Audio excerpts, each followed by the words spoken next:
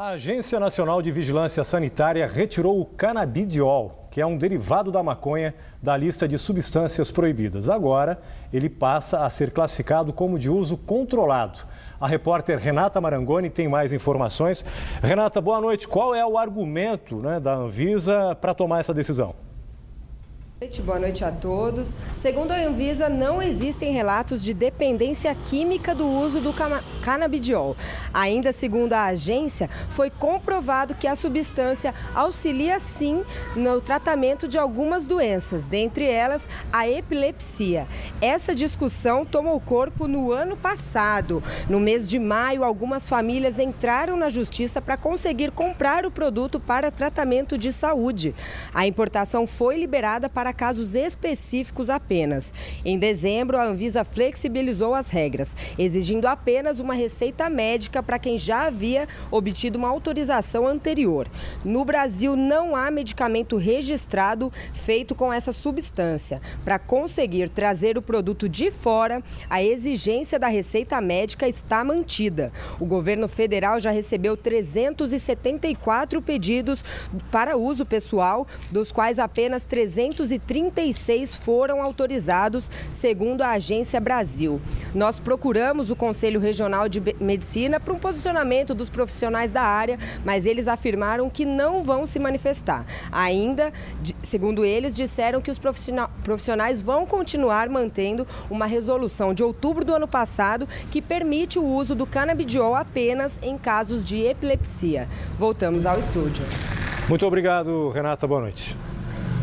Um morador de Guaratinguetá gravou um vídeo impressionante. Ele constata a má qualidade do asfalto no bairro Beira Rio 2, conseguindo perfurar a pavimentação sem nenhuma dificuldade. Roberto Pimentel fez as imagens da rua onde mora 5 dias depois que o recapeamento foi feito pela prefeitura. As obras terminaram há uma semana. Segundo o morador, o mesmo serviço foi feito em outros bairros da cidade. Com um simples canivete, ele consegue cortar o asfalto e mostra como o material se solta com facilidade e chega a esfarelar nas mãos. Remove com muita facilidade, muito fraco o material realmente.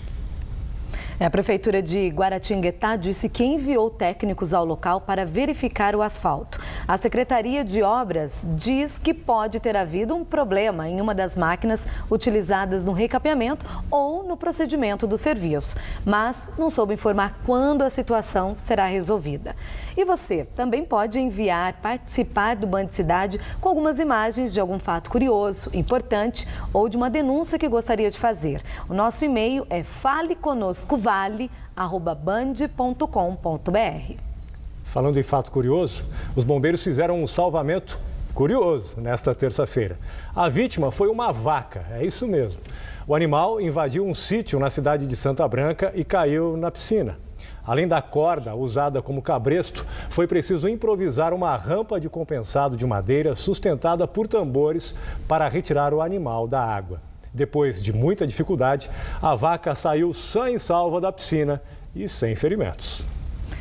Embraer e Boeing inauguraram hoje no Parque Tecnológico em São José dos Campos um centro de pesquisa em biocombustíveis. Parceiras nessa área há 4 anos, as empresas pretendem criar novas fontes de abastecimento para reduzir a emissão de carbono na aviação comercial. O espaço vai servir como local para coordenar os trabalhos desenvolvidos por vários pesquisadores brasileiros. A Embraer e a Boeing vão atuar juntamente com universidades do país. Nós temos já um mapeamento feito no Brasil, também foi feito em cooperação com a Boeing, com participação da FAPESP, da Unicamp, que nos indica então várias frentes possíveis de pesquisa. Existe já um plano maior, um plano macro para isso. Nós teremos projetos começando a ser executados já nesse primeiro semestre. A aviação comercial tem uma meta a ser alcançada: não aumentar a emissão de carbono até 2020. O transporte aéreo é responsável por 2% dos gases de efeito estufa gerados por ações do homem no mundo. O centro de pesquisa quer justamente encontrar alternativas sustentáveis para diminuir essa emissão de poluentes. Estudos mostram que o uso de biocombustível sustentável emite menos carbono, entre 50% e 80% em comparação com um combustível fóssil. Mais de 1.600 voos comerciais já foram feitos no mundo desde 2011, quando o uso do biocombustível foi aprovado. A Embraer é pioneira com a fabricação da aeronave Ipanema, o primeiro e único avião do mundo certificado para voar com biocombustível, no caso o etanol. O problema é que o produto não é viável para aviões de grande porte, que são abastecidos atualmente com querosene. A Boeing também tem experiência em voos com biocombustíveis. Durante a Copa do Mundo, foram 200 decolagens no Rio de Janeiro. Tecnologicamente é completamente factível usar biocombustível. Nós estamos fazendo experimentos no mundo inteiro. Agora estamos falando de muito mais aqui no Brasil. Estamos falando de estabelecer uma indústria nova. Existem novas tecnologias sendo desenvolvidas a partir do bagaço e da palha da cana-de-açúcar.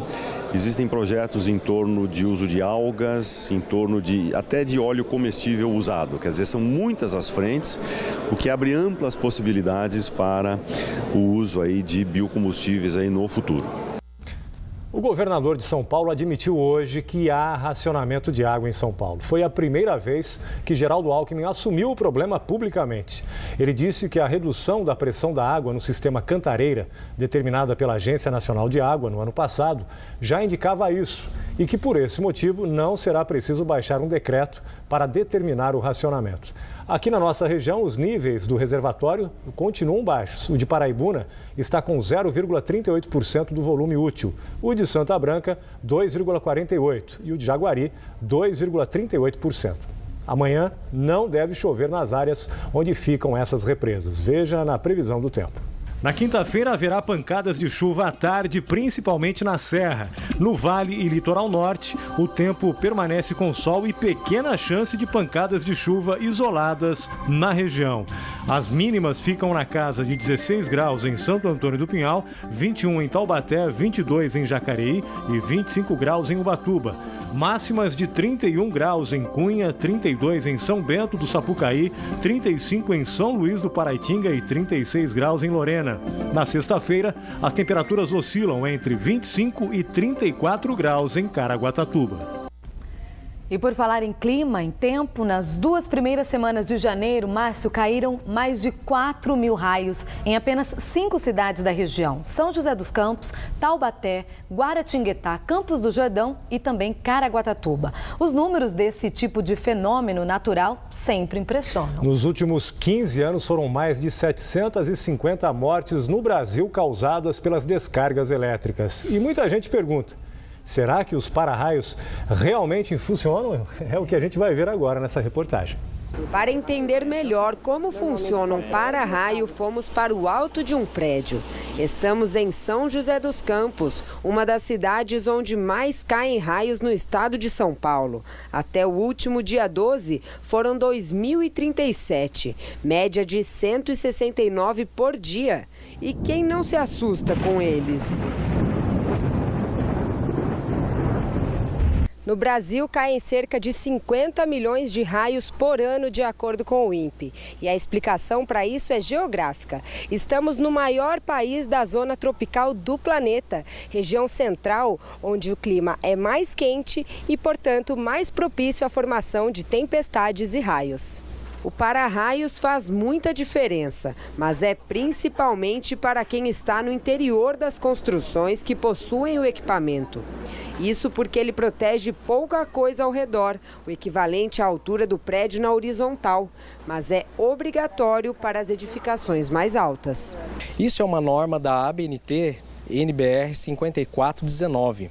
Isso ela recomenda que todos os edifícios ou prédios que tenham mais de 10 metros de altura sejam obrigados a fazer a instalação do SPDA. Sendo assim, os moradores estão seguros? Sim, os moradores estão seguros dentro da edificação. Este é o Franklin. O nome dado para a ponta de alumínio ou de cobre é uma homenagem a Benjamin Franklin, que em 1752 conseguiu provar a existência das descargas elétricas por uma chave. Pendurada em uma pipa, ela foi atingida por um raio. Num prédio, por exemplo, que tem para-raio, a partir do momento que o raio cai, qual é o caminho que ele percorre?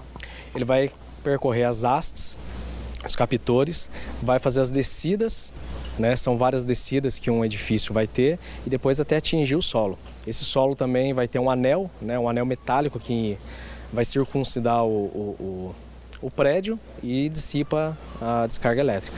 Do alto, vimos vários prédios com o sistema de proteção.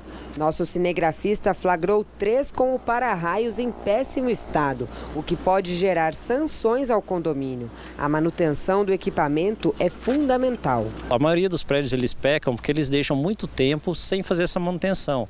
Então os cabos se rompem, pode ser que caia um raio no prédio, ele se rompe, ele quebra e as pessoas não vê.